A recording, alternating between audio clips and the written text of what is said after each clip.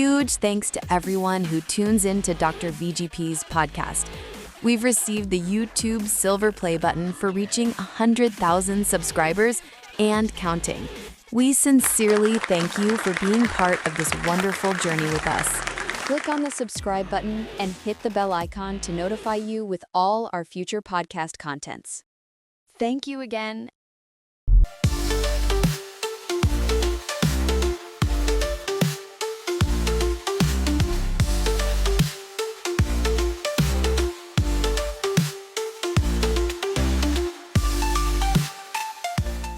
Hello and welcome to Dr. VGP Talk Show.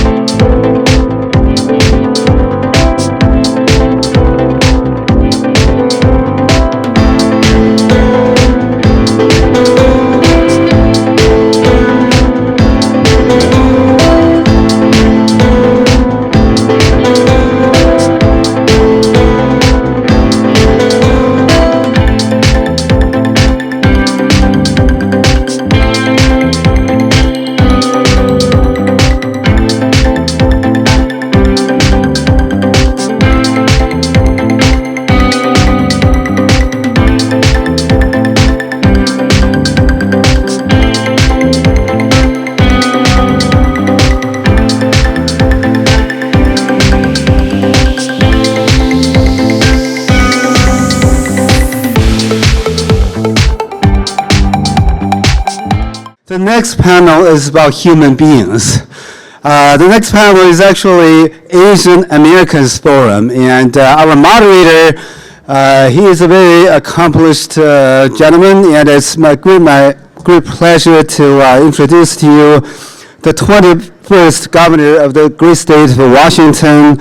He was the Secretary of Commerce from 2009 to 2011, and he was the ambassador to China from 2011 to 2014. Now let's give a big hand for Gary Locke. Gary Locke, welcome.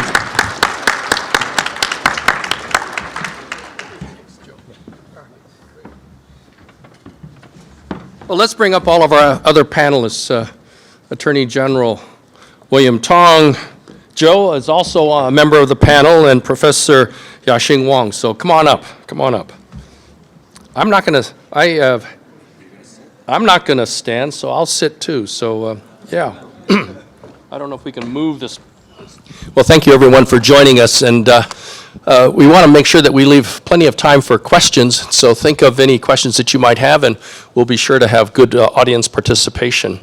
I'm really honored to be participating and being with a group of three very, very distinguished individuals.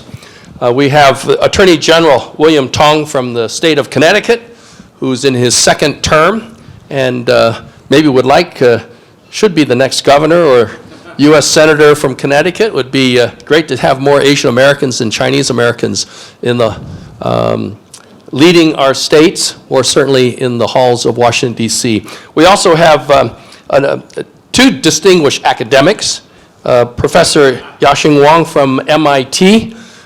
He also heads up the Asian American Scholar Forum, which is really devoted to the protection and advocacy of Asian American faculty across our colleges, universities, at a time of a lot of attack and suspicion and examination and scrutiny of our Asian American scholars, especially Chinese American. Yes. And then we also have, who's been somewhat the moderator of these afternoon sessions, stand-up comedian Joe Wong. So it's really a pleasure to have all of you here. I'm going to start by just asking each of you just to give a little background about how you came to be where you are, how you grew up, and how you ended up pursuing your particular endeavor and profession. So we'll start with Attorney General William Tong of Connecticut. So I'll try to do this quick. Let me thank Ping-Ni and the entire conference and all the staff for having us here today. Can we give the staff a round of applause, please, for taking such good care of us? This is a real thrill to be on a panel moderated by Gary Locke, because I wanted to be Gary Locke when I grew up. And still the only Chinese American, right, elected in our nation's history as a governor. First Asian American on the mainland and the first Chinese American throughout all of America. I am the first Chinese American elected Attorney General in the history of our country. But I'm not the first Chinese American Attorney General, because they have appointed attorneys general in Hawaii, so the Hawaii people screw the whole thing up for me. Let me just say quickly, my story is typical of a particular immigration pattern from the late 60s and early 70s. My family is from Jiangsu. On my mom's side, my father's from Guangdong, and they ran for their lives. And by perseverance and hard work and not a little bit of luck, a great deal of luck, my parents met in a Chinese restaurant in Connecticut, of all places. It was called the Hong Kong Kitchen, believe it or not. And I was born the first American citizen in my immediate family by right of my birth on American soil. So I'm a U.S. citizen not because my parents are citizens. I'm a U.S. citizen because the 14th Amendment to the United States Constitution says I'm a citizen. Yes, it's true for a lot of people in this room. Let me just fast forward. You asked the question how I got here. I served 12 years in the legislature. I'm a lawyer by training, of course, and then I was elected Attorney General by the people of Connecticut in 2018. I'm the first Asian American elected to any state office in Connecticut's history, and the first statewide elected Asian American. But the reason why I'm here is because I grew up in a Chinese restaurant, and I worked side by side with my parents in that Chinese restaurant, cooking, cleaning, washing dishes. And when you watch your parents work 7 days a week, 12 to 15 hours a day, and you see how hard they struggle, you see how people mistreat them and underestimate them, and you see them sacrifice and suffer.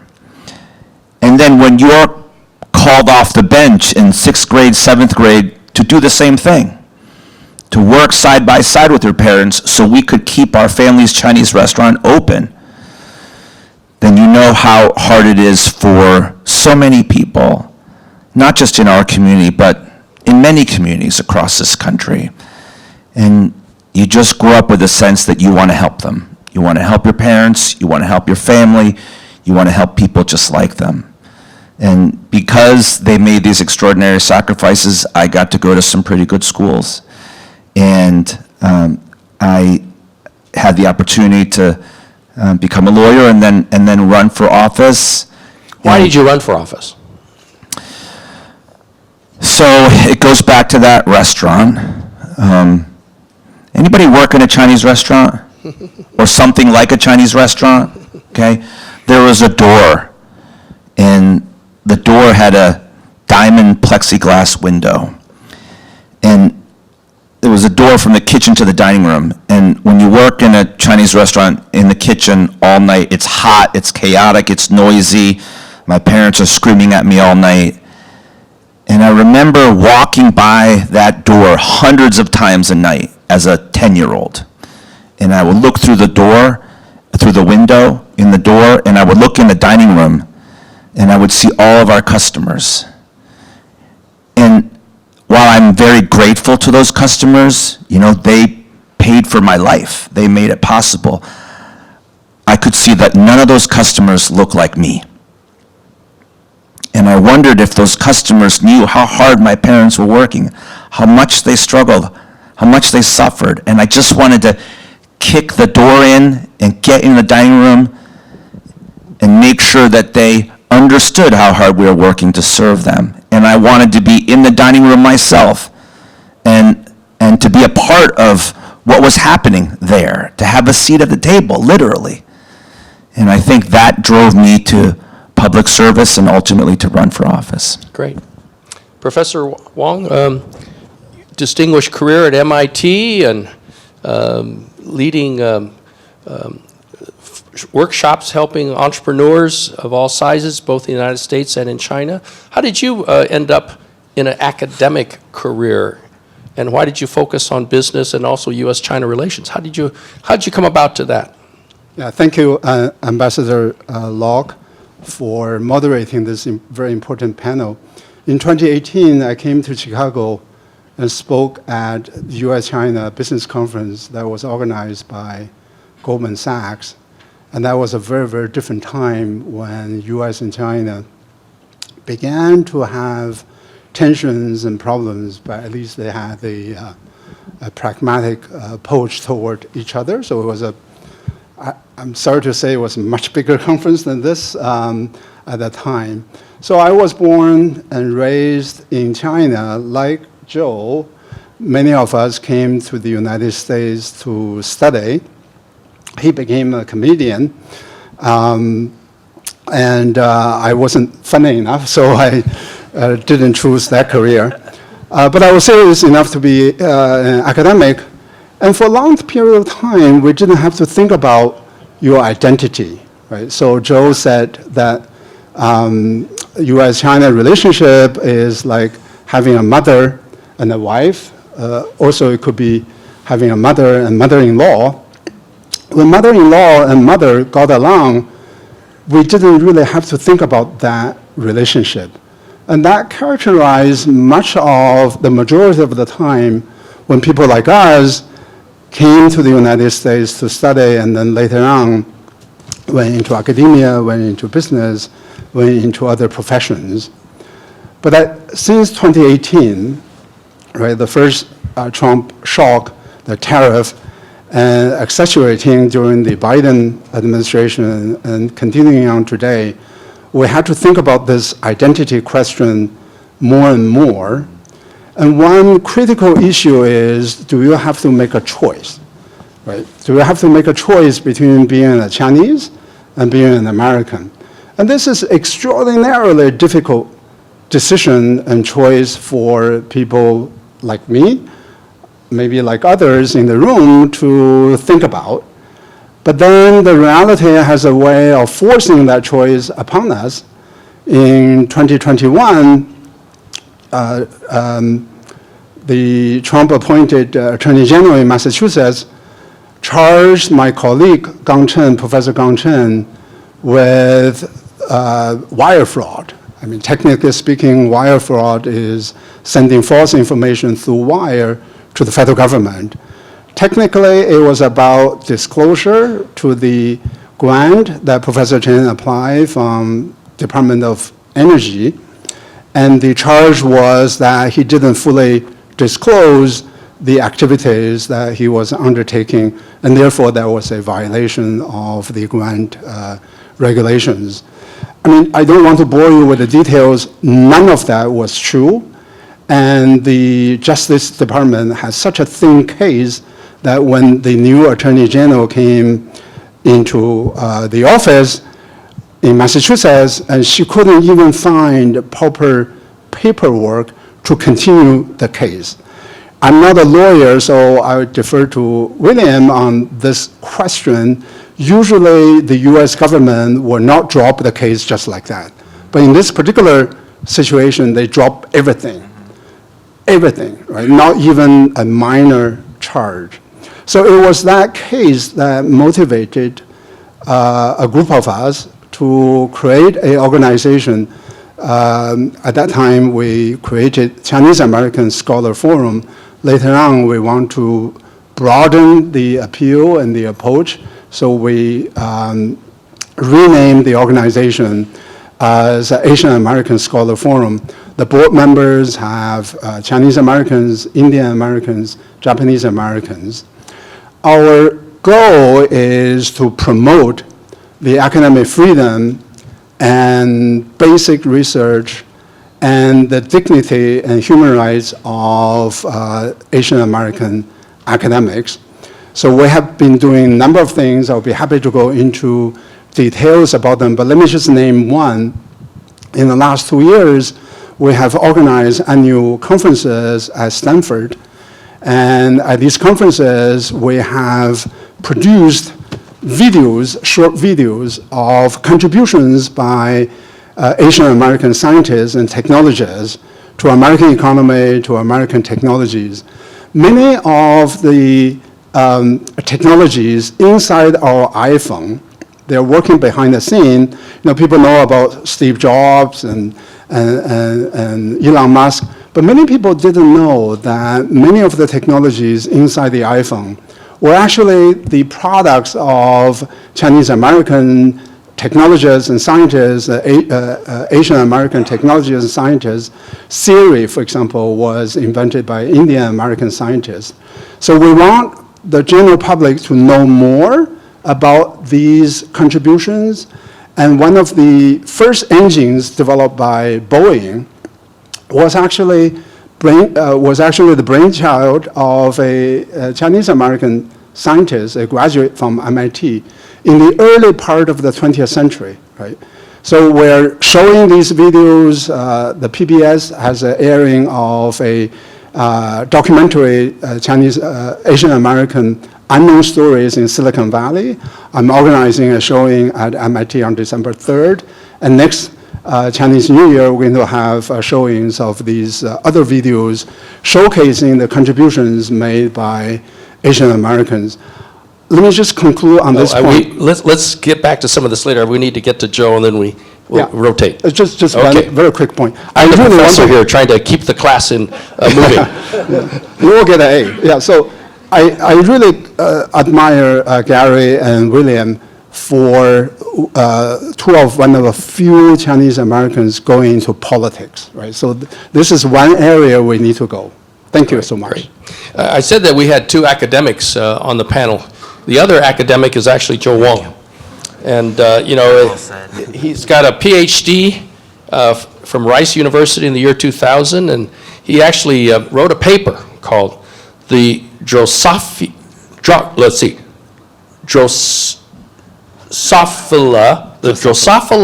inebriated Rosa A transporter, dual roles in the control of neuronal excitability and osmotic stress response. So how does a person go from being a cancer researcher to being a stand-up comedian? That's a very good question. Mostly because I didn't achieve my academic goals. What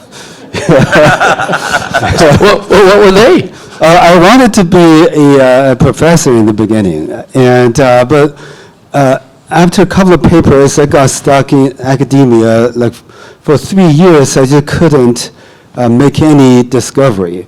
I remember I have to inject genes into frog oocytes, basically frog eggs. You can't even see them. You have to see them under a microscope.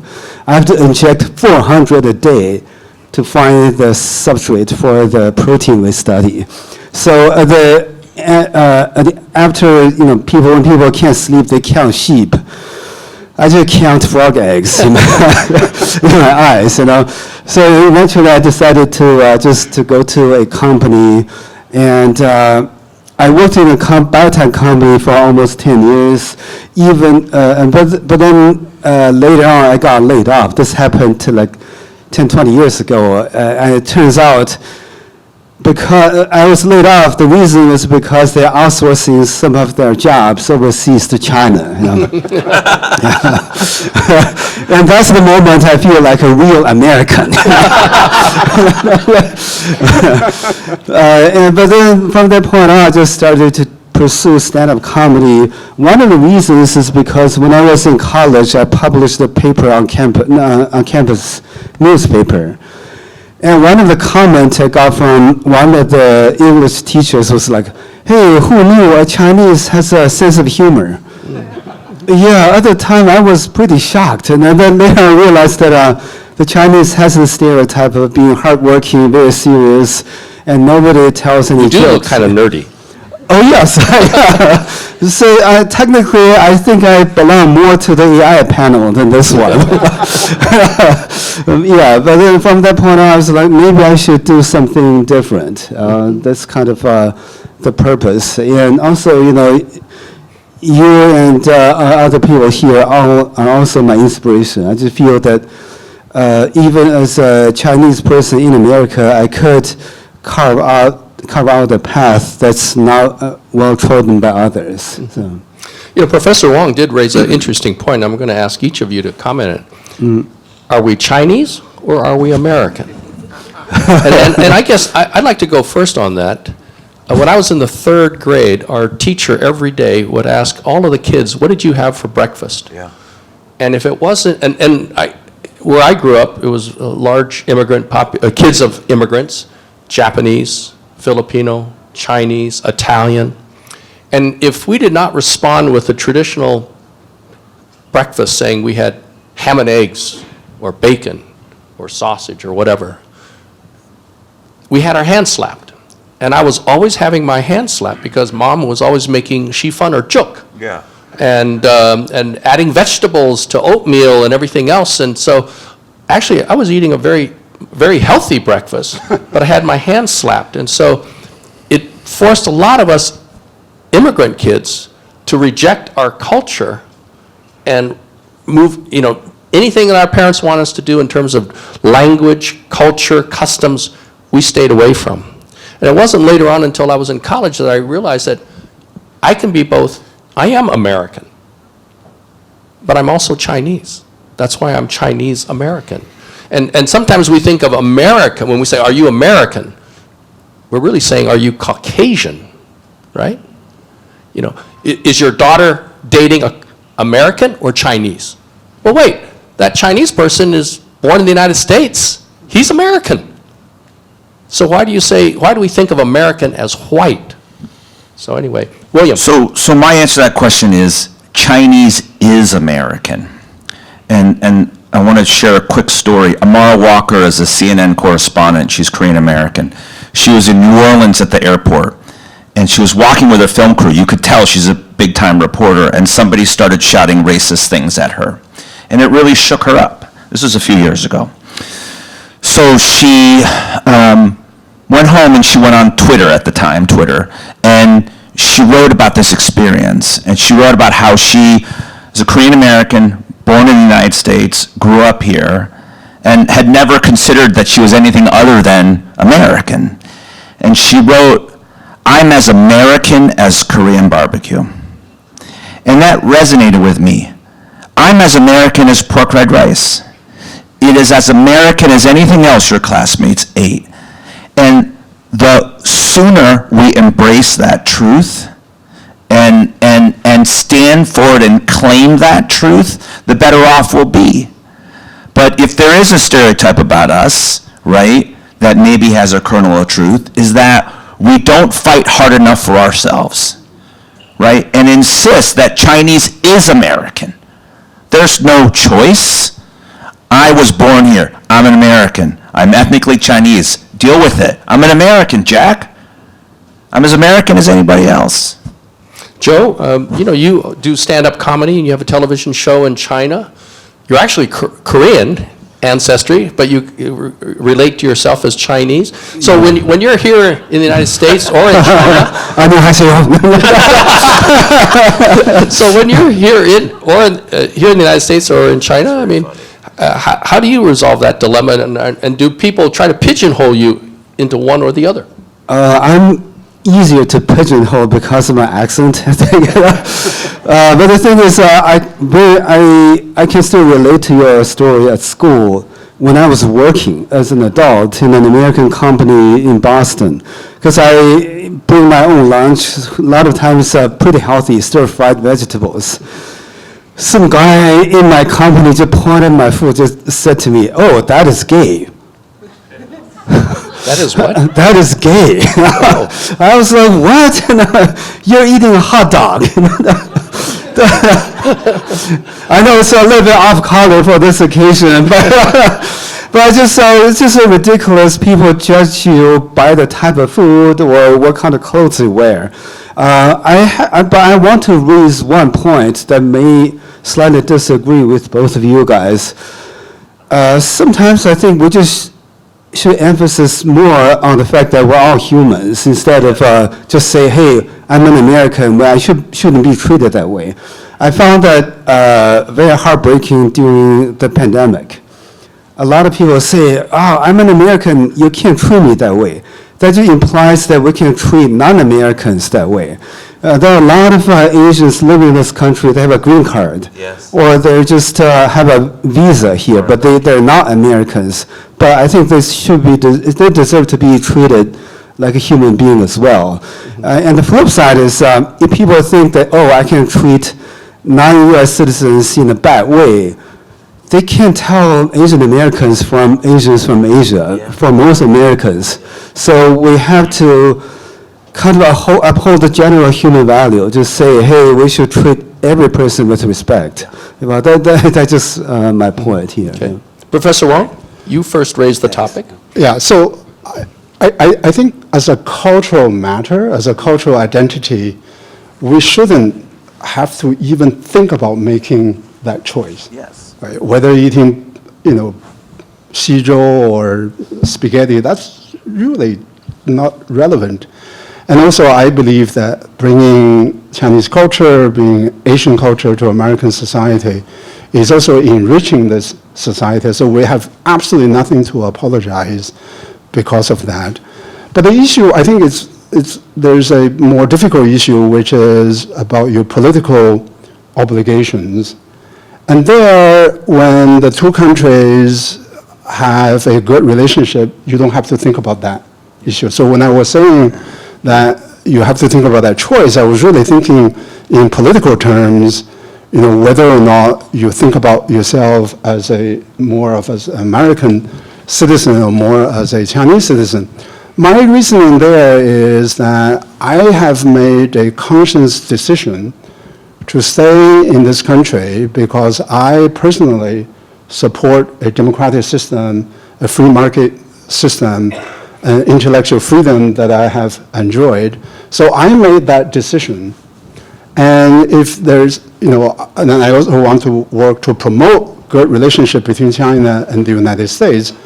But when there is a serious conflict between the two countries, then I think it's really hard not to think about that issue. I still have not made my decision yet, but I don't think we can completely avoid thinking about that issue if the relationship seriously deteriorates to the point where we have to think about that issue, right? And so, but I just want to say that everything we do is try to save the relationship from deteriorating so far, then we don't have to think about the issue. That would be the first best case scenario.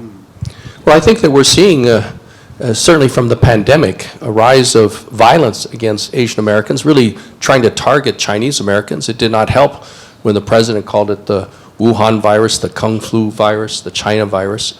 And so a lot of Asian Americans, specifically Chinese Americans, were targeted and blamed for the incredible shutdown and the.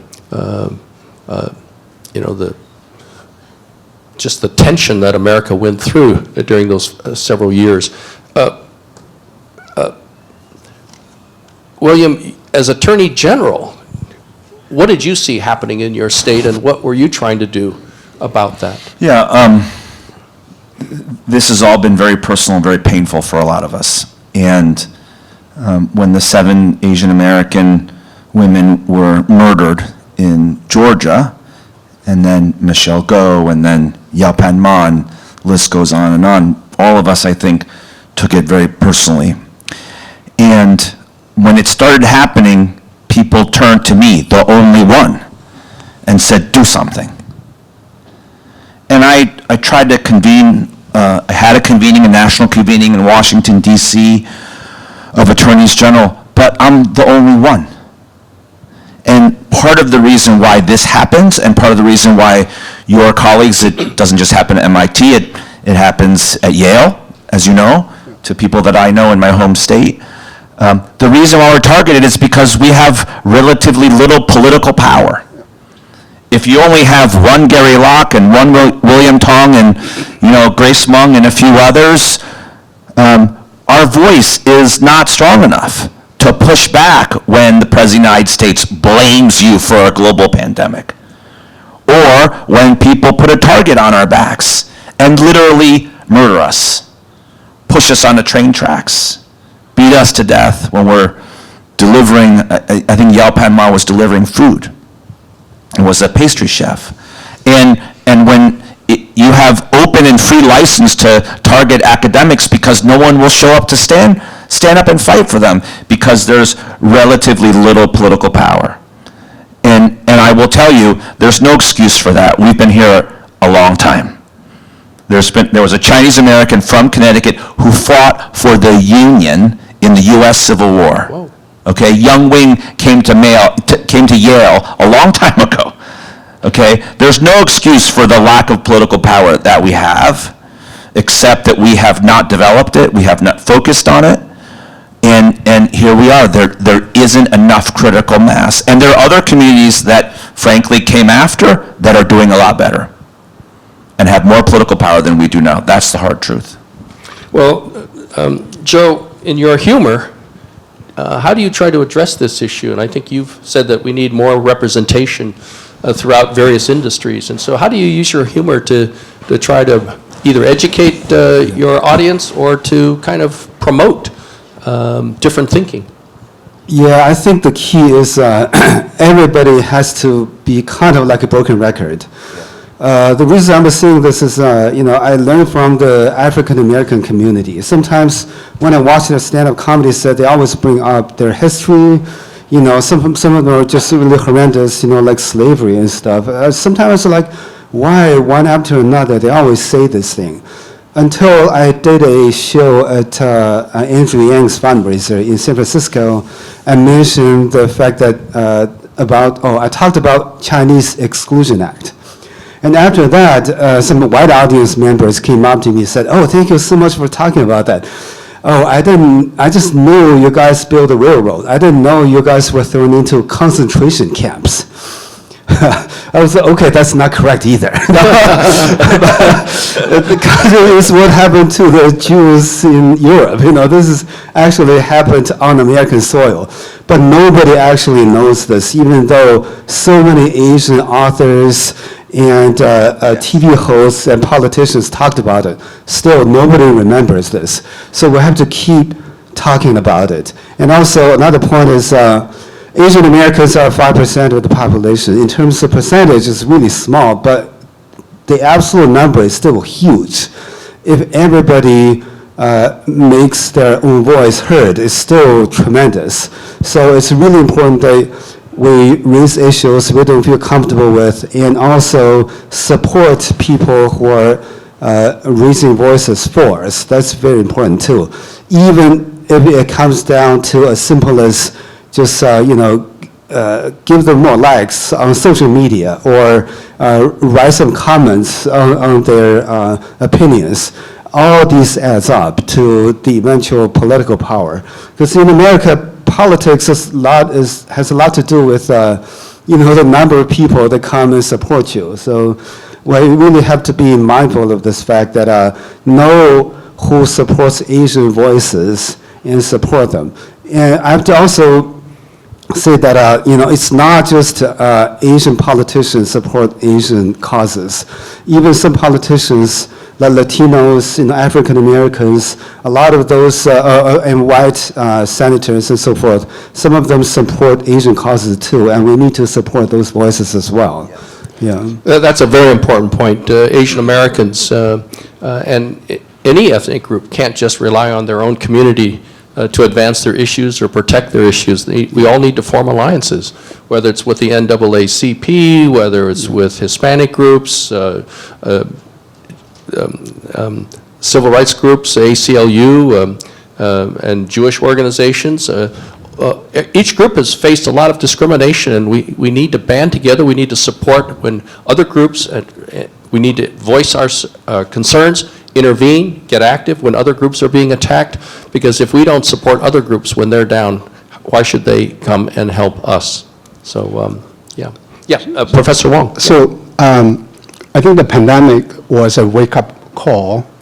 Many of us didn't underestimate the degree of racial discrimination that still existed in 21st century in America. I think there was a complacency among Chinese Americans, and also I got this from Indian Americans as well, which is that we have achieved very high social status. Look at universities, look at law firms, Wall Street, Silicon Valley. 2 months ago, I was in Berlin, and I visited the Jewish Museum in Berlin.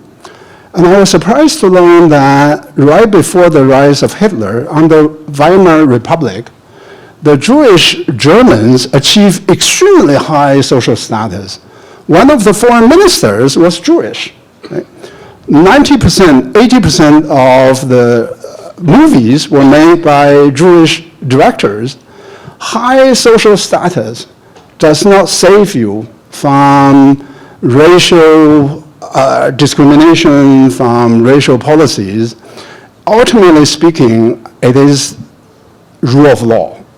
So I want to argue that China Initiative and all these things are terribly dangerous to the Chinese American community, but I'm also extremely worried about the erosion of rule of law under the current administration. Ultimately speaking, that is going to be the one that we can rely upon to protect ourselves. We should definitely get organized. We should definitely get a collective voice. We should definitely advocate our positions and our interests. On the other hand, if the macro environment is this erosion of rule of law, we have a lot of things to worry about. Well, these prosecutions, and I'm a Democrat, so full disclosure, but these prosecutions of Jim Comey and Tish James and Bolton should send a chill through every person in this room, because if you are disfavored by whoever is in power, now it can be open season. I want to say, though, Governor, with all due respect, right, you said what I believe, which is that we have to build alliances. I think Joe said that we have to reckon with history and talk about our history. There are many people today who reject that. Many people in our community who reject that. Yeah. And I think we have to have that conversation with each other. There are big parts of our community, probably people in this room, who don't agree with what we're saying right now on these issues. The reason why, by the way, I tell my Chinese restaurant story, which I model on your story, Governor Locke tells it much better about his father, who was a porter. But the reason why, and I wonder if you do too, the reason why I tell my story is not just because it's a good story, and not just because it resonates with this audience, because it resonates with other groups of people, with other immigrant communities. My Chinese restaurant story could easily be, a Latin or Mexican small convenience store story, right? Or an Italian deli. Or an Italian deli, right? Or a taco truck. And so the reason why I tell this story is because it invites other people in and build a relationship and then to build power together. Well, that's exactly what I did when I campaigned for governor. I gave the really short history of our family. Like, my grandfather came over at the turn of the century, worked as a houseboy, a servant for a family in the state capitol, washing dishes, sweeping the floors in exchange for English lessons. Later on, he moved up to Seattle and worked at a hospital, and then went back to China, got married, and had a family where my dad was born.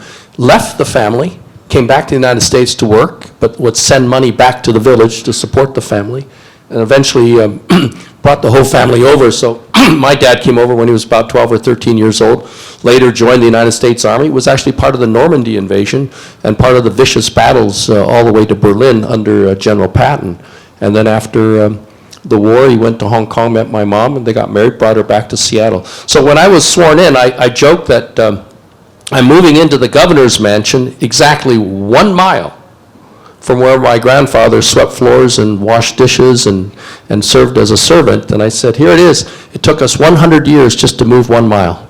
But I use that story because that's really the experience, that's the American story of so many immigrant groups, whether they came from Ireland, Germany, Poland, France, and every place else. America really is a land of foreigners. Except for the Native Americans, we're all foreigners, whether we're first generation or 10th generation, whether our ancestors came on the Mayflower, a slave ship from Africa, or a steamer from Asia. We're all foreigners here. And I believe it's that constant wave of new people, new ideas, new cultures, new ways of thinking that have really made America the innovative and freedom-loving and dynamic society that it is today. You talk about rule of law. Professor Wong. I used to give talks in China about what distinguishes America from so many other countries around the world, and I say it's our rule of law. That you can be a little person and you can sue the President of the United States. I mean, I had several friends when I was governor who sued me. They were good friends of mine, but they were representing interest groups or causes that they believed in. They felt that my administration was doing something improper or wrongly. And so I didn't take it personally, because I thought that's the role of our legal system, where anybody can sue anybody else. Now. I'm sorry? You're giving us ideas now. But you have to have faith in the courts, because people go to the courts, whether it's for child custody or an accident case or business dissolution, and you may not win, but you want to be able to walk away feeling that the judge listened, studied the case, and came up with a decision. The same way like a referee in a basketball game. They don't always get it right. But why do you keep playing? Because you really believe in the fairness of the system. And so you come back and you play.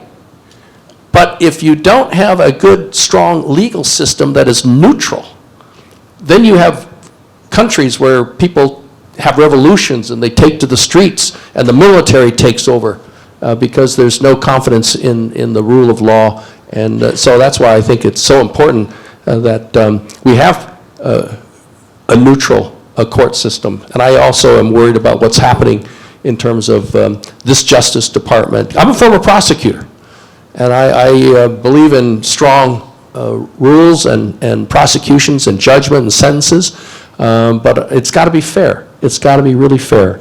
And but let me just get back to the one point that you raised. Actually, several have, even Joe raised it. 5% of the population in Connecticut, less than 5% of the population in Connecticut is Asian.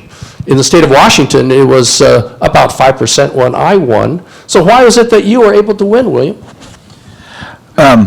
You don't know this, but some of your folks about 15, 20 years ago invited me out to Seattle. Nancy somebody, I can't remember Nancy's last name. Nancy Beery. Yes, she had a fundraiser for me, and she said, William, why don't you move out to Washington State? You'll be a United States Senator the next day. We have more Asians here than in Connecticut.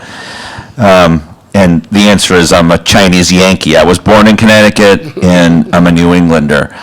But I think I was able to win because our story is universal, and I lean into my story.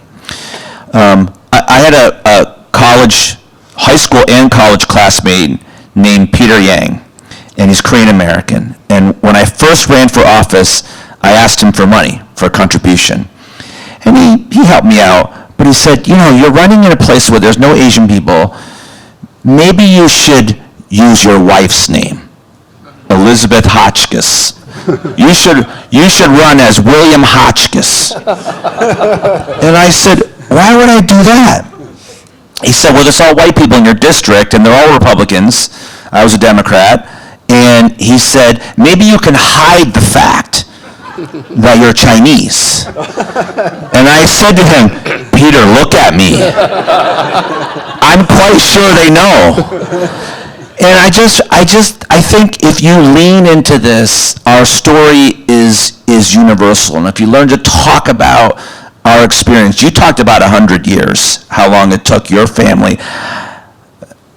I worked in that Chinese restaurant 1985, 86, 87. In one generation, I went from that Chinese restaurant to being the Attorney General of the state of Connecticut, the 25th Attorney General. You're the 21st governor. Only in America. This doesn't happen in China, guys.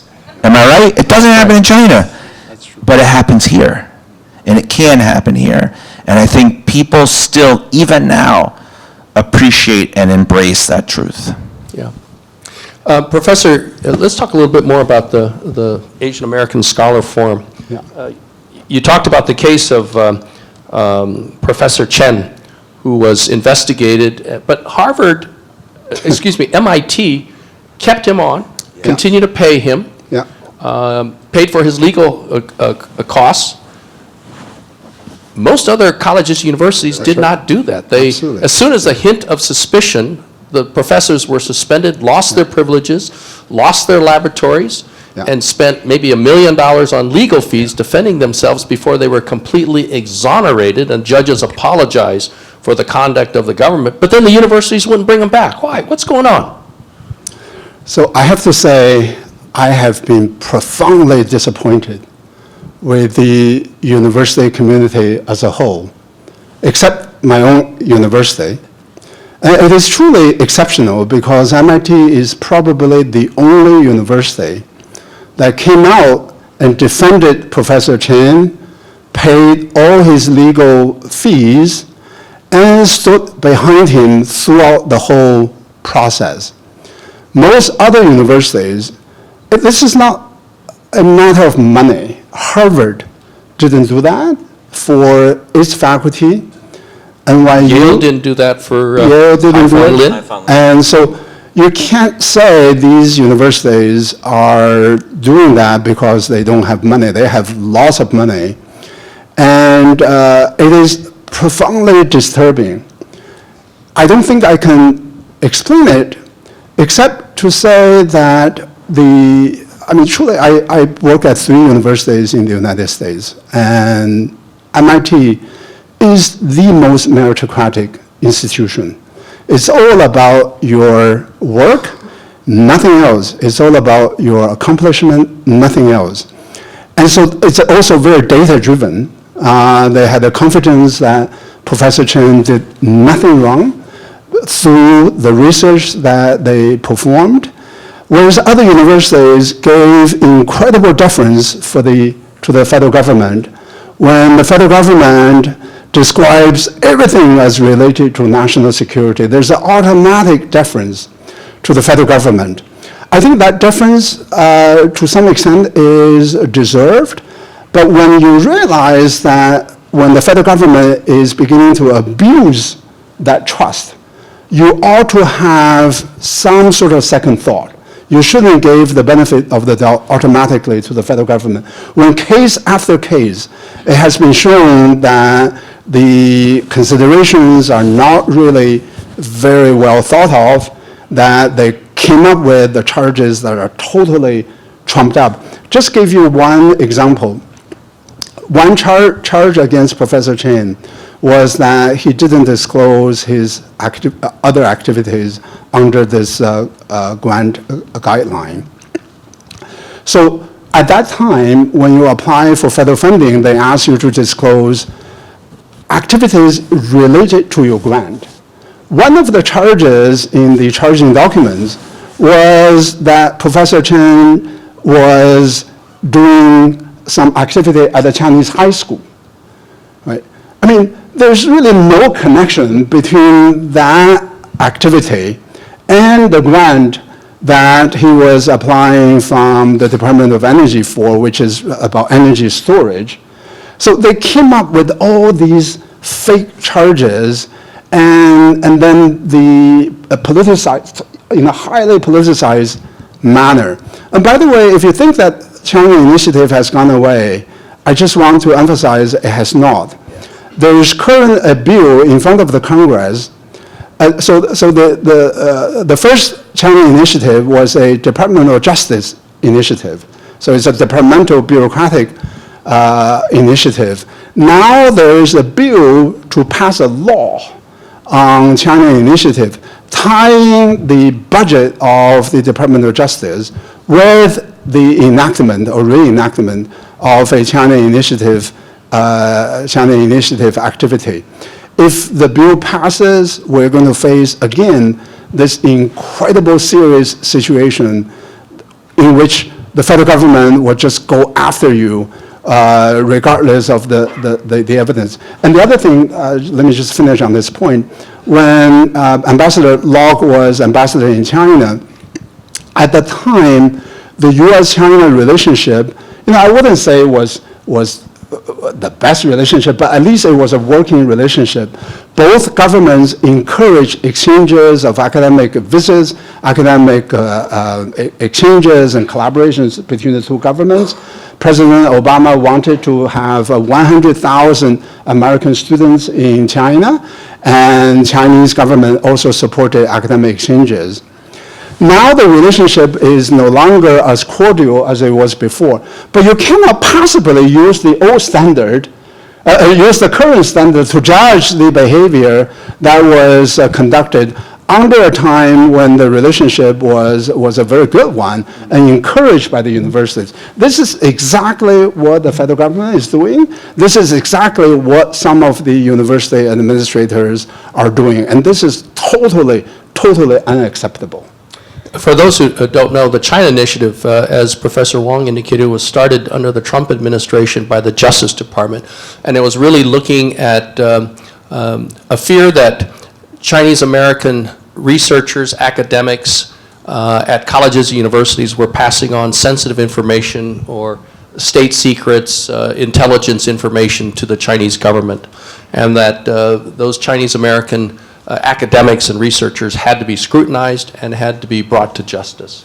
And let me just say that it continued initially under the Biden administration, and a group of members of the Committee of 100, of which I chair, of Chinese Americans. It's an organization of Chinese Americans, including Yo-Yo Ma and I.M. Pei. They were the original founders. We had a group of Committee of 100 members who used to work in the Justice Department in very high-ranking positions. And some were U.S. attorneys appointed by Republican presidents, and some were Democrats. And they all went to the Justice Department, had a quiet meeting, and persuaded the Justice Department to modify the so-called China Initiative. And they made it much more broad, and they took away the focus just on Chinese American researchers.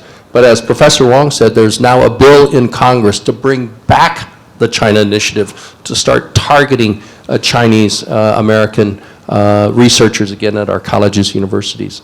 I want to switch a little bit to you, Joe. You, in your humor, you've taken pot shots at politicians, including former Vice President Biden at the time in Washington, D.C. at one of those correspondent dinners. Yeah. What was that like? And have you ever, in China, taken some critiques, lobbed some critiques at the Chinese government officials? No. That's why I'm here. Yeah, I kind of roasted Joe Biden, I don't know, it's like 14, 15 years ago. Yeah. Back then, a president could take a joke, It's a very different now, because I don't think that event is totally eliminated, right? The White House correspondence. Well, the White House is getting demolished too. Part of it, at least, yeah. So it's I mean, overall in America, I think the political climate is changing. Because back even during Trump's first term, you can still make fun of him, and it's more acceptable. But now, if you make fun of Trump, especially in southern states or even in the Midwest, people get nervous. You know, even if when I do this in some suburbs in Los Angeles, still some people are nervous about it. So the climate has definitely changed a lot. But I don't know. Like, I have to say that you know, even though you're not making fun of politicians, I think Asian faces on TV is still very important. I still remember when I first came to America. That was in the mid-1990s. When I arrived, I saw in my friend's apartment there was Margaret Cho was on TV, and Joy Luck Club was in the movie theaters. And that made me feel really good about this country. You know, I just feel this America is such a tolerant place. You know, I'm not leading a good life at the time. I don't even have health insurance. But I just feel good about this country being Asian here. And then after that, it's like nothing for 25 years until fresh off the boat. So my point is, even if Crazy Rich Asians. Yeah, Crazy Rich Asians. Even if we have achieved some visibility, we just have to keep fighting for it to keep that kind of visibility. Otherwise, it could be disappearing very soon. Yeah. So, William, what do we need to do to raise that visibility, certainly in the halls of power, and whether it's should people be running for Congress, or should they be running for different offices? No, How can we get involved? They should start with their local communities. And part of the reason why we don't have political power is because we haven't built a pipeline. We haven't focused on, I don't know maybe it's us. I think it is us a little bit, where we can't be bothered with. Our parents wanted us to be academics, biochemists, and researchers like Professor Wong and Joe. My parents wish I was like these two guys, but I'm like Gary instead. No, I think in our community we have neglected the school board, the town council, the board of finance, the state legislature, and when somebody who was a year behind me at Brown runs for president, we showered him with millions of dollars, and with all due respect to Andrew, he never was going to be president, ever. And so I think we have to focus on, everybody's from somewhere, and if you're not willing or able to run for school board or the town council, encourage somebody else to. Encourage your children to get involved. The way I got involved is when I was 15 years old, the Attorney General of the state of Connecticut was running for the United States Senate. He was going to get killed. He had no chance at all. He was 30 points down to a 3-term incumbent, but he ran, and I was the only intern. His name was Joe Lieberman. And he beat Lowell Riker by 1 percentage point. And I was 15 years old. It opened this entire world to this Chinese kid. And Joe Lieberman took care of me for years and years and years, and got me jobs and opportunities and internships. And in the first few hours of becoming Attorney General in 2019, I was in my office, secretary came in, said, "Senator Lieberman is on the phone." And I picked up the phone, he said, "I am so proud you are sitting at my desk." That's great. Wow. Thank you. Professor Wong, you've commented a lot about U.S.-China relations. How do you see the current state of trade tensions and the political tensions between our two countries right now? Because I think a lot of that influences a lot of the businesses and the corporations that are here, whether they're American suppliers or company started by Chinese nationals or Chinese Americans. What's happening? So the trade war is not a very accurate description of what is going on. It is both about trade and technology. And for China, the technology control, right, the bans on the chips, the bans on the TSMC, and NVIDIA's ability to sell to the Chinese These are U.S. bans? These are U.S. bans, yeah. Okay. Yeah, I'm talking about U.S. bans. These are always more important to the Chinese government than tariffs on Chinese products. So I think the recent meeting between President Trump and President Xi Jinping has moved a needle in the following sense. It not only does it reduce the average effective tariff rate from a roughly 57% effective tariff rate, not statutory tariff rates, from 57 to about 47. But 47 is still an incredibly high level. But I think there are also some softening on the technology side. And I think it is that softening that has persuaded the Chinese side to work with President Trump. I do believe that there is some optimism in terms of cooling the relationship cooling the temperature of the relationship between the two countries. Now there is a forcing mechanism, which is that President Trump is scheduled to visit China in April 2026. And then afterwards, President Xi Jinping is going to come to the United States. At least before these two visits, we do have a period of time when the lower level officials are going to work with each other to resolve some of the remaining issues, both on technology and on trade. My own view of trade war or real war, geopolitical war, is sort of peace is war delayed.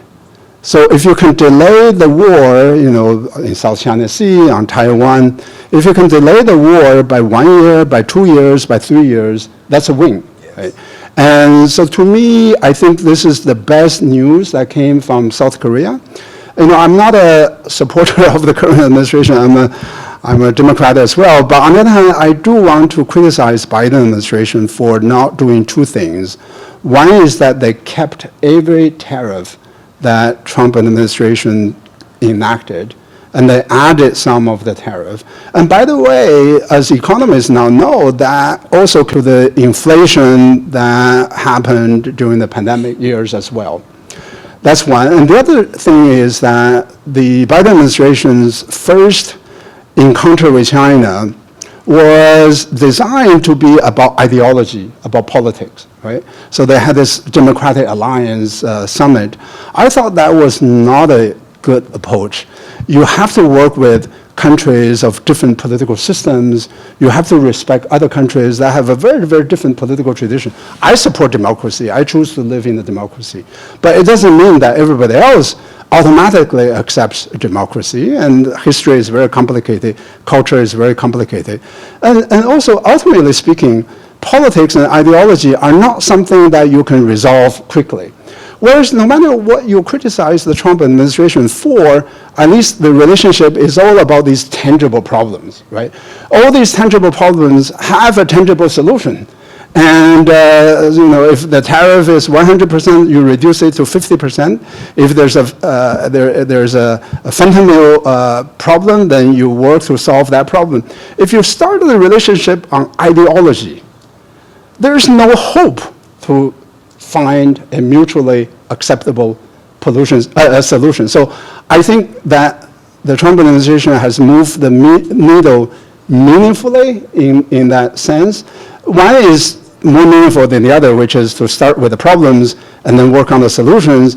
The other is really correcting their own mistakes, right? So when, on Liberation Day, when the Trump administration announced 150% tariff on Chinese products, that's essentially a trade embargo, right? You cannot have meaningful trade activities with a country with a 150% tariff rate. Now you'll go back to basically the level prevailing before April 2nd. So essentially it's correcting your own mistake, but still, a correction is a correction. So I feel mildly optimistic, and if the two governments keep working, and another thing I want to criticize the Biden administration is, for the first 2 years, there was essentially a freezing of any contacts between the two governments for the first 2 years.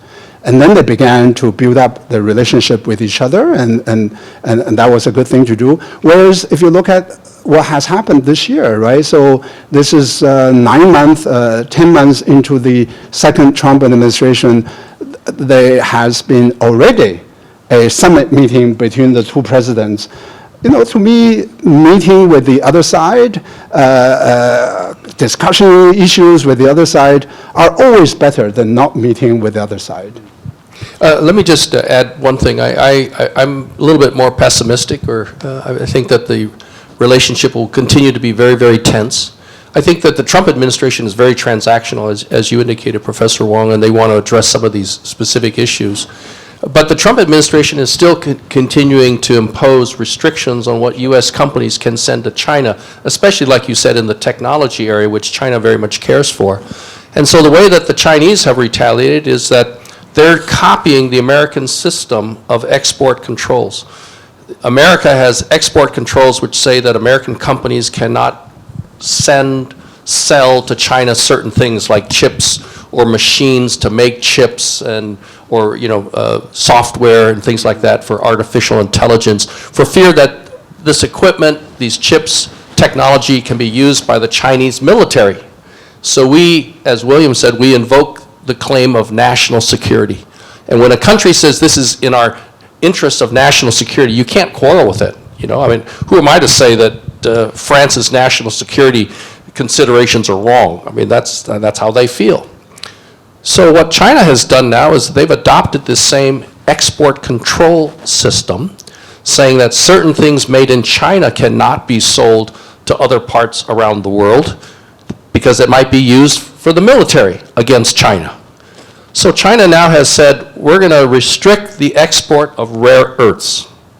China makes about 95% of all the rare earths used in the world, and rare earths are used in these these magnets which are highly resistant to high temperatures. And these magnets and rare earths are used in automobiles, your braking systems, your engines, but more importantly, they're used in American jet fighters, American submarines, American ballistic missiles, American satellites. And so China's saying, wait, if America won't sell us these chips because you're afraid that the chips will be used by our Chinese military, well, maybe we shouldn't sell America these rare earths because they're going to be used in your defense systems against us. So that's what a lot of the tension is right now, and in some ways, I think it's forcing the two sides to figure out how they need to work together. What impact do you think this tension between the United States and China will have on American businesses and Chinese Americans, or just Chinese American citizens? Yeah, so let me add one footnote to what you said, Ambassador. So there's a famous paper on how to get countries to cooperate, written by Robert Axelrod. And he has played computer games to simulate the best way to get the other side to cooperate. It turns out the best way to get the other side to cooperate is to do exactly what the other side is doing to you, right? So to some extent, the rare earth strategy is exactly the right strategy for China to play to get the U.S. to understand that we have some bargaining leverage as well. I think previously the administration didn't really have the right idea about this. They thought, oh, China can only produce T-shirts and things like that. So they thought that they had the technological upper hand, and China didn't have that. So look at what happened after China announced the rare earth export control. The two leaders immediately got together. So I actually argue that China played the right card. The problem with that strategy is that it can get out of hand. Right. Then it is a disaster, right? So this time around, I think it kind of worked out. I think for the people in the audience, and also for my students, for my colleagues, I don't really have good advice other than to say that we just need to be extremely conscious about these tensions, and we cannot take it for granted that whatever that you do can be understood in a correct manner. Right. And so you need to really think through the things that you do, including the products that you produce, the products that you buy and sell.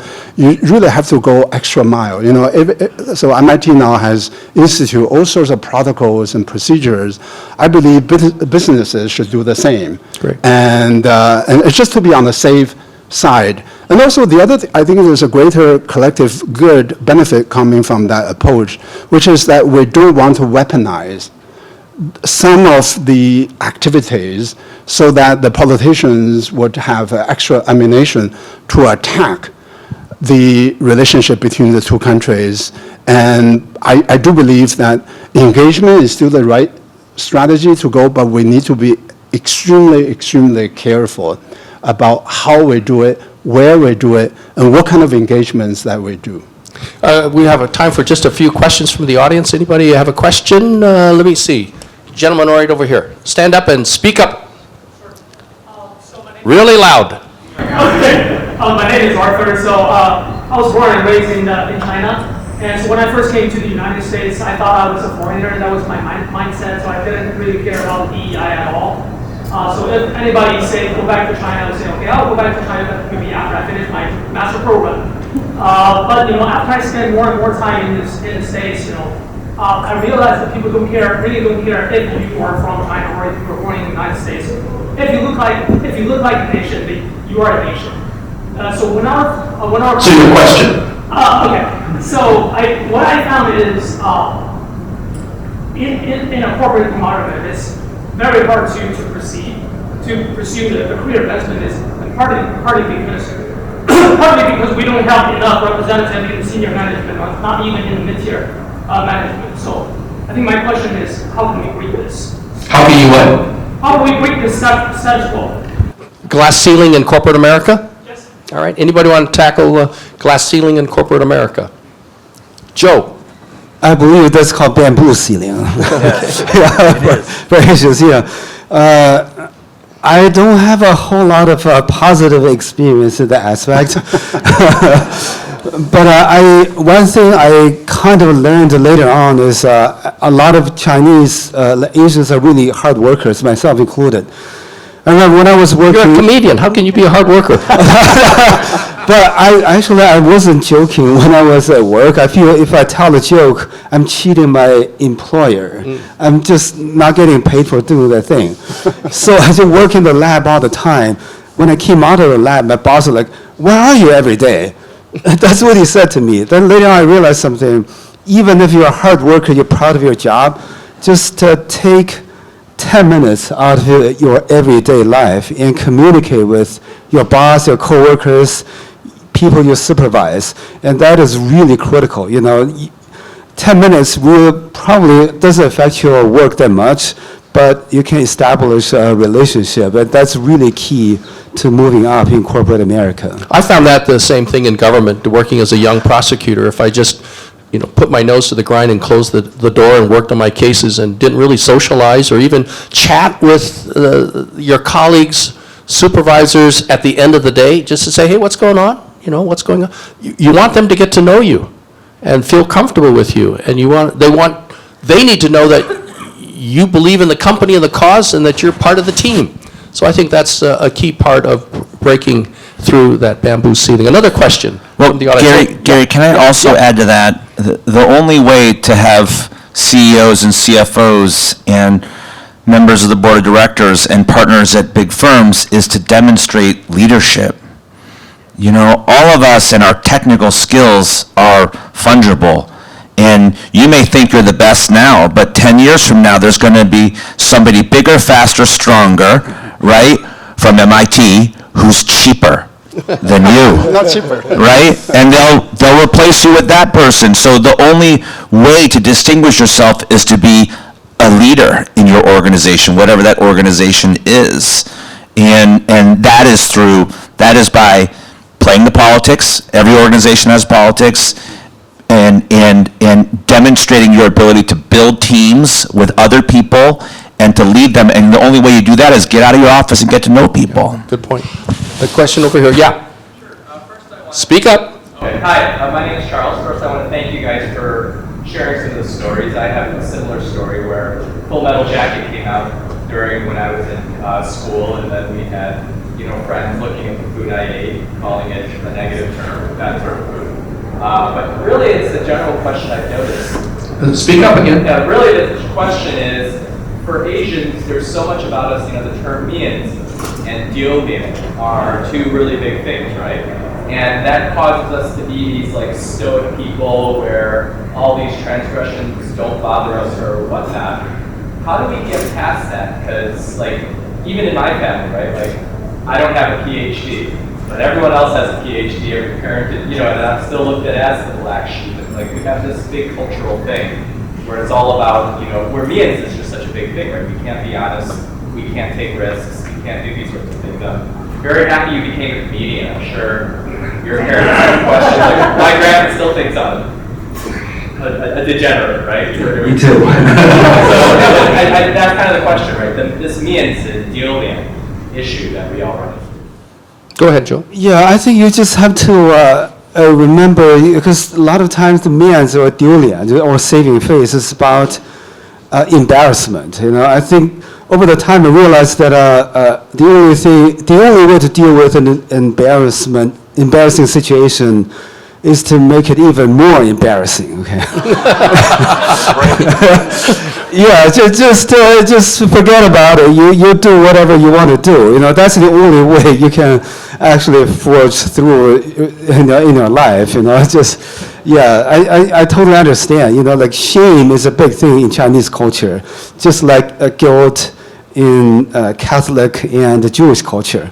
It's a really big thing, but what we do, we just have to just step our games and try to live the life we want to live and tell other people, this is my life. Once you do that, I'm pretty sure your PhD brothers and sisters will be jealous of you. Yeah. Another question. Lady in the back. Hi, I hope that I'm loud enough for everyone. Yeah. My name is Raven Duong. I am from World Business Chicago. I am a Vietnamese American U.S. Army veteran. Yes. Thank you for your service. Yeah. I joined the U.S. Army 2 years after I came to the United States. So I am as American as all of you sitting up there that you're American. My question is, the social climate is different now, especially for my generation. A lot of non-Asian are actually adopting our culture, especially in food, which is good. But in some cases, we are seeing non-Asian capitalizing on what traditionally, historically, are Asian products. Like, for example, but not limited to, the French-Canadian Bubba company. I just want to know your feeling and how, as lawmakers, how do we even come close to regulating something like that? William, you want to tackle that? Well, there's I grew up in a time when it was just me, and there were like 3 other Chinese American families in our region of Connecticut, and we all own Chinese restaurants, and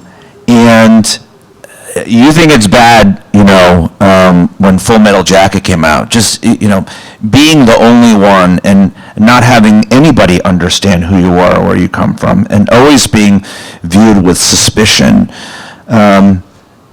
is incredibly challenging. And for a family, it's very hard because you're always under the thumb of being the perpetual foreigner. And so I would say that it is a great thing to see Joe Wong have a comedy special and host the White House Correspondents' Dinner. I didn't love Fresh Off the Boat for a variety of reasons. I actually didn't love Everything Everywhere All at Once either. I'm like the only Asian American that didn't. But our visibility is changing our community, and frankly, even though there's a lot of anti-Asian hate there, the more they see us, the safer it becomes, and the more open opportunities are for all of us. So while I don't support cultural appropriation, if you think somebody is making a hot sauce or serving a bowl of noodles that is inauthentic, you should open your own restaurant and market your own hot sauce.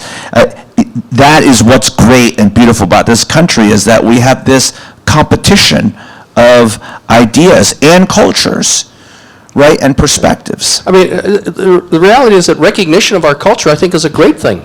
And appreciation of our culture and trying to emulate it. I mean, we have pizza restaurants that are run by Chinese Americans. Yes. We have Vietnamese pho that are run by Chinese. Sushi, foods are being copied all across. And we have, and so if it's inauthentic, then we just say, hey, we're doing a better one. Gary, we're going to compete. Yeah. Gary, can I just interject and say something in support of what Professor Huang said earlier? He acknowledged he's a Democrat, I'm a Democrat. The China scare is bipartisan, okay? Yeah. It's coming from both sides, or all sides, and it's not just with rare earths, and it's not just with academics.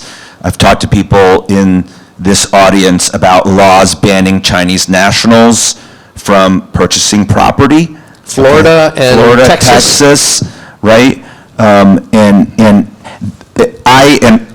I've sued Meta, and I'm investigating TikTok, and so I have a lot of concerns about social media as Attorney General, and I have a lot of issues with TikTok, but make no mistake, a lot of the criticism and the heat around TikTok is fueled by racism and xenophobia. It just is. And because they're a Chinese company, or at least they have Chinese ownership. So you have to recognize that that's there, and it's coming from many different places, and it's been there for a very long time. It's not new. Yeah, we're seeing a lot of laws in the United States Congress supported by Democrats and Republicans that have an anti-China bias, that anything related to ethnic Chinese, Chinese Americans, ethnic Chinese born and raised in the United States, U.S. citizens, that if you run a company, a technology company, somehow you are more loyal to Beijing, even though you may have never been to China. So that's why, some of these proposals, the head of the U.S. Senate Foreign Relations Committee came out with a statement saying that every student from China studying in the United States, unless they are studying the classics, are all spies for Beijing government, every single one. And that's why they're proposing limits on the number of students coming here, as well as all these bans of, and scrutiny of Chinese American professors, and whispering campaigns against companies formed by Chinese Americans in Silicon Valley. Oh, you don't want to do business with that company because it was founded by this person of Chinese ancestry, and they might really be just, working for the Beijing government. So we're seeing, all this trade tension is actually having an impact on the attitudes of people throughout government, federal and state, saying that ethnic Chinese are not Americans, not loyal to the United States, which is why in Texas, laws have been passed that say unless you're a U.S. citizen or a green card holder, you cannot own residential property, you cannot buy a house, and if you're a business, you cannot buy property for your business. And the same thing in Florida. I mean, people want to retire to Florida, but if you're not a green card holder, you cannot buy a house. And many other states are proposing the same types of laws, all because of a fear of anything related to China and Chinese ethnicity. So another question. All right, yes. So my question is that in the 2016 presidential election, Andrew Yang very famously wore a hat that says "man" on top. And then so some people criticize it, saying that he's kind of exploiting the stereotype about Asian Americans and kind of making the matter worse because it strengthens the stereotype and also strengthens the issue of model minority. So I'm just wondering, what are your thoughts on these tactics that sometimes you have to use in a political election? How do you measure the results of getting better recognition versus do you think there are some long-term consequences of strengthening and perpetuating this kind of stereotype about Asians? Look, I have a social media thing in Connecticut. It's called the Tong tasting. And I take pictures of what I eat, and I talk about how great it is to celebrate local businesses. It's very often Asian food, very often Chinese food, because it's very meaningful to me. It's a big part of who I am and how I grew up.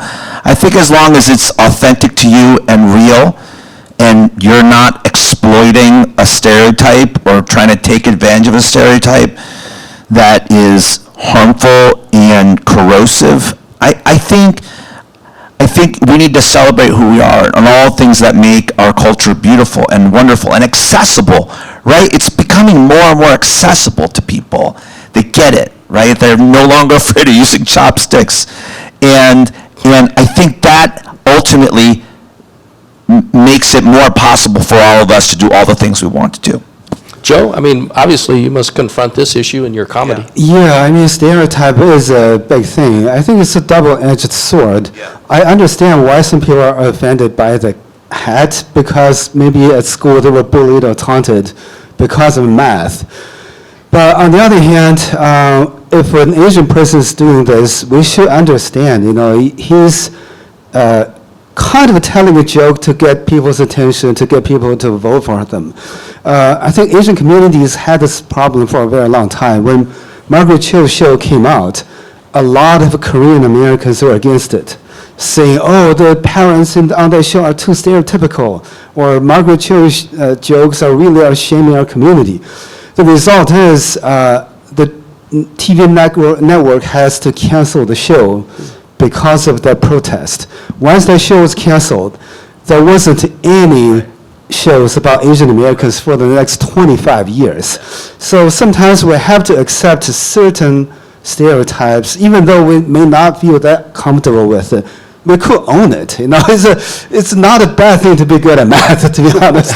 So yeah, that's my attitude. Same thing goes with those cultural appropriation stuff. Cultural appropriation, the another name is, like what you said, acceptance, right? If everybody dresses like, Asian Chinese characters, so, people know our history at least, so it's, for me, that's not a bad thing. Do whatever you can to make people accept you. That's the first step, I think. Yeah. All right, one last question and then we'll wrap it up. Oh, yeah, Professor Wong, yeah. Yeah, so I think my sort of understanding is that for a long, long period of time, many Chinese Americans feared being stereotyped, yes, and then they wanted to get away from that. But I do believe that there ought to be a fundamental change in the way that we think about this issue. Who cares really about these stereotypes, and does it really affect you materially? Does it really affect your work, your lifestyle? If it does, then you'll care about it. If it doesn't, I believe that the new approach should be to get the American society to accept that, rather than trying to adjust ourselves to the existing norms and habits and the styles of the society. I totally agree with Joe. If you read the recent article in New York Times about math in this country, there has been a substantial deterioration of math capabilities among American high school students in the last 10 years. Look at the AI war. The AI war is fought on math capabilities, right? So that stereotype maybe is a stereotype, but it is a very good stereotype because it translates into national power and national economic prosperity. If Andrew Yang were to run for the president again, I urge him to wear that hat again and make the argument that this is the AI future is all about. Yeah, it's all about math. Yeah, also I was want to add, to look at the Italian-American community. They celebrate movies like Godfather, Sopranos. These were some of the really horrible stereotypes, but they're okay with it. Once the shows are out, everybody's talking about their community, which is actually boosting the awareness of the Italian Americans. I think it's not totally a bad thing. So we should also watch more Bruce Lee movies too. Can I add one thing though, and I know we're pressed for time, and I caution against buying into our own stereotypes. And so the challenging thing about the math stereotype is that, or the math hat, is that it does lend itself to the model minority myth. And we are not representative of the vast majority of Asian Americans. And there are a lot of folks who are not PhDs and aren't professors at MIT and aren't former governors and don't run companies. Growing up in a Chinese restaurant, if I walk in a Chinese restaurant, the first people I see are the waiters and the waitresses and the people that work in the kitchen. And a lot of them are working for less than minimum wage, no benefits, and many of them are undocumented. Those are our people too. And we have to remember them and make sure that we fight to give them the same opportunities that we've had. Great. Good point. Good point. With that, thank you all very much. Thank you. Thank you. Great. Thank you. Okay, thank you. All right, okay. I want to say something good about this panel, but I'm part of it, so You're free to say it as the afternoon moderator. Go right ahead. I just want to thank the three distinguished guests. I learned a lot from each and one of you guys, and thank you again for sticking around until the end. We really appreciate this. And after this, there's going to be a reception at the foyer outside, and also there's another VIP reception downstairs. So feel free to attend them and socialize. This is a great opportunity for us to know each other. Okay, thank you so much. And the dinner is what time? The gala dinner? Gala dinner is 6:30. Okay. 6:30. All right. 6:30. Okay. Well, we'll see you at 6:30. We'll have some great speeches, awards, comedy, and robotics shows, okay? All right. Great, thank you. Thank you. Thank you.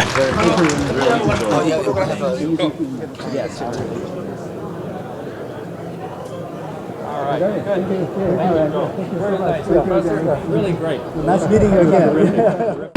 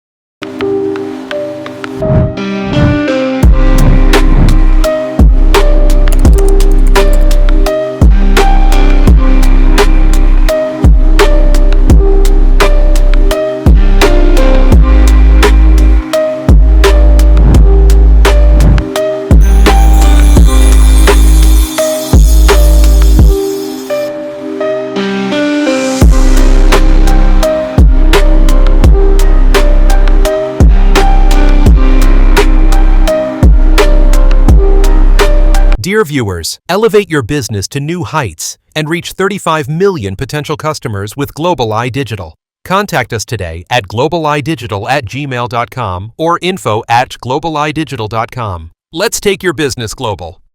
Get your brand connected to 2 million readers in USA and 38 million readers in India. Global Eye Magazine, the fastest global American weekly. Our magazine dives deep into exclusive stories, face-to-face interviews, and key happenings across the USA and India, delivering content you won't find anywhere else. Advertise with Global Eye Magazine and reach highly targeted and influential audience. Contact us to book your ad space.